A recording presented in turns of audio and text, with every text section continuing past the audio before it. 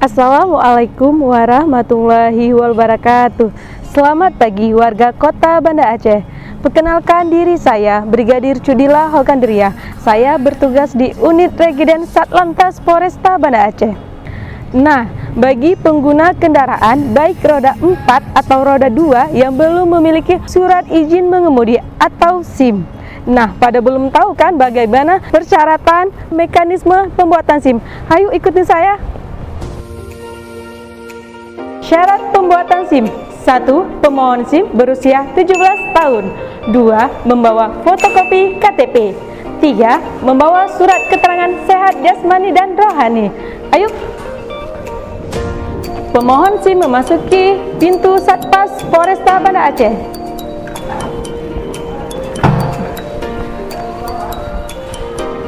Ini ruangan meja untuk layanan informasi dan layanan khusus disabilitas. Pemohon SIM datang ke loket 1.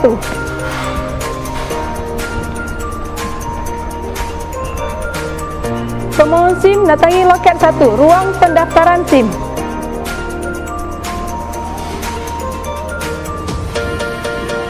Setelah pemohon SIM mendaftar di loket 1, pemohon SIM akan diberikan formulir. Kemudian formulir diisi data diri, baik baru perpanjangan di meja yang telah disediakan petugas.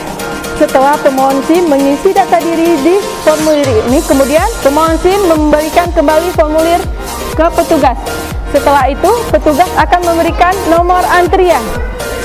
Petugas akan memberikan nomor tunggu antrian kepada pemohon SIM.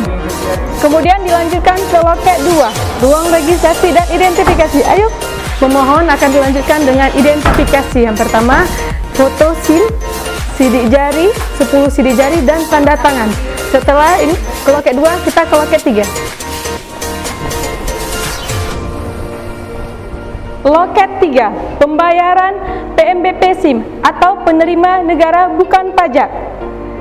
Yuk, mari kita lanjut ke loket 4. Loket 4, ruang ujian teori.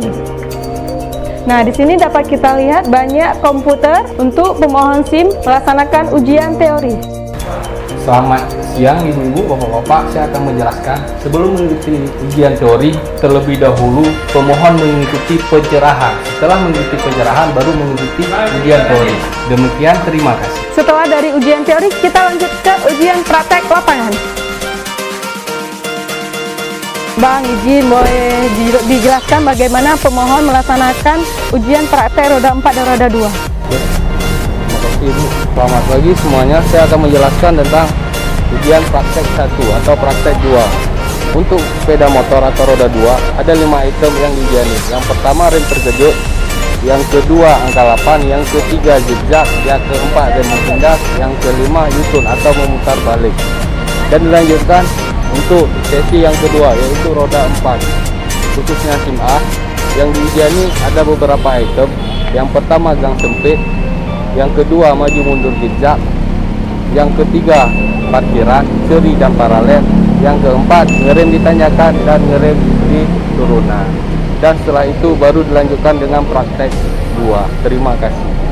Stop pungli, percaya diri sendiri, bukan calo. Salam presisi. Wassalamualaikum warahmatullahi wabarakatuh.